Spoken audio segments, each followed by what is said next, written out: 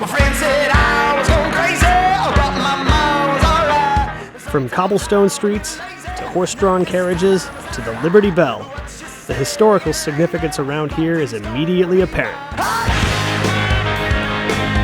It was the first capital of the United States and home to important Americans like Ben Franklin and Betsy Ross.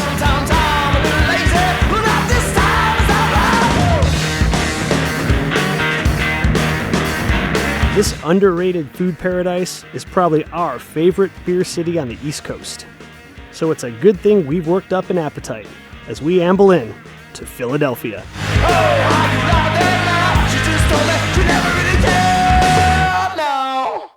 Hey, we're John and Mike, brothers who are die-hard football fans on a mission to do the unthinkable. Tailgate 32 pro football games in 17 weeks, all in an RV. Each team's city has its own style and traditions, and we're gonna try them all. We'll dine, drive, and discover what it takes to be the ultimate football tailgater. This is Tailgate 32.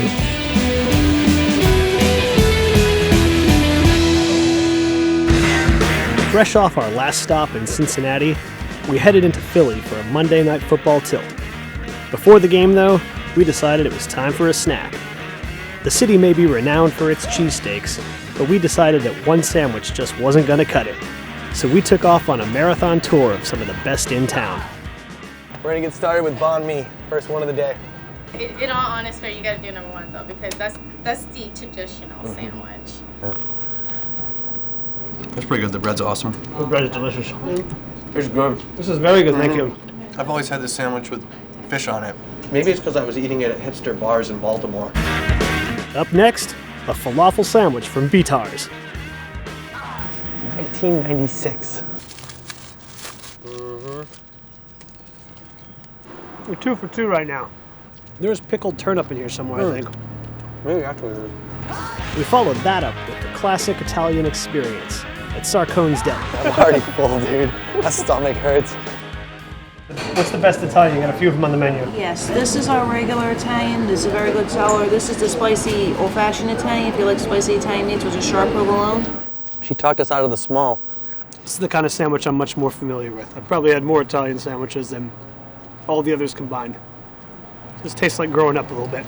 At this point, with our bellies quickly filling up, we made our way over to Jim's Steaks on South Street.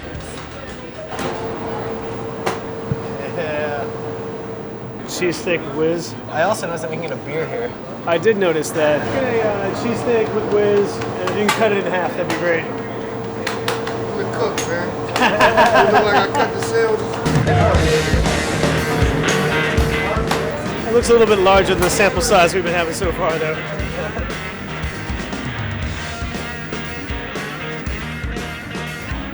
Last stop of the day. Last stop. This sandwich. Mercifully. We're at Tony Luke's, and we're gonna eat one of my favorite sandwiches here in Philly. It's chicken cutlet with broccoli rabe. Tony, my father grew up with my father. Oh, no way. Yeah. Whoa, very cool. Yeah, so, yeah, when South Philly, everybody knows everybody. I got a grandmother who lives right around the corner. So it gives me an excuse to come visit her, too, come get a steak. Chicken cutlet. So good. A little bit biased, but I think I like the Italian sandwich the best. It's so unfair, because this is the last one. I think this one's probably my favorite one. I'll have one more little bite. Yeah, you will. You can't have too much of a good thing, right? So we set off to wash down the 6 pounds of food we just devoured at Dock Street Brewing Company. So in 2007, we opened up this place in an old firehouse. We have a 10-barrel batch. We brew all of our beers by hand. We distribute strictly within Philadelphia. And the name came from Dock Street, which was one of the brewing capitals of the world. Is it here in Philadelphia? Yeah, we're in Philadelphia near Columbus Avenue. It's all the brewers sort of located there. It's near the water, easy to get ingredients. And also some of the imports came through there too. I didn't know that. That's pretty cool. We pulled into the stadium late in the afternoon and were quickly met by Shaun Young, our guide to the lots for the day. I don't know who's down here. I mean, like I said, Monday night it's tough because, I mean, people still working.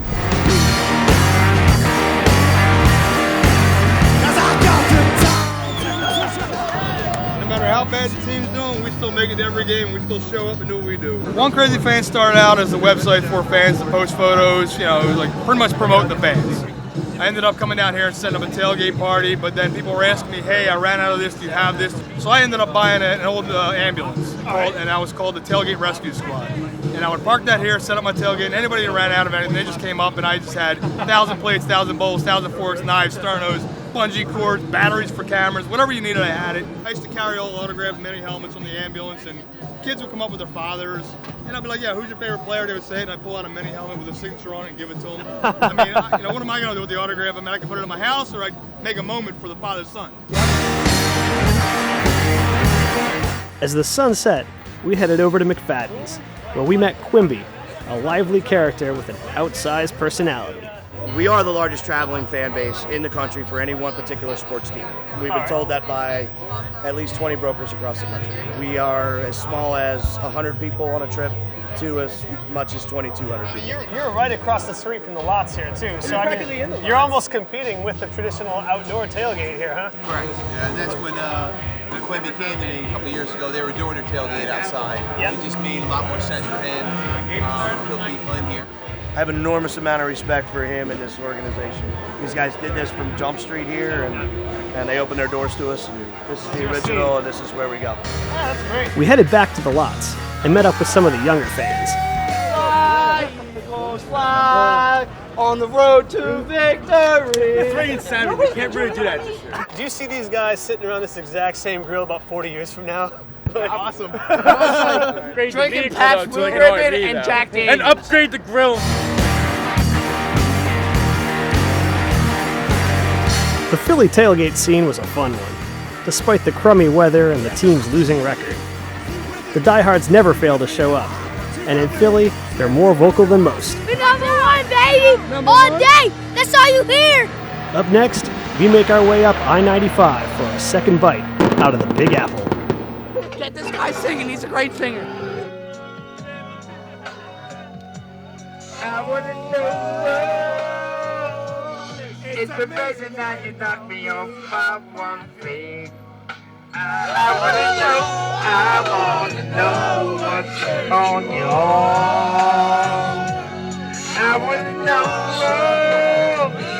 you know it counts more and more. I wanna know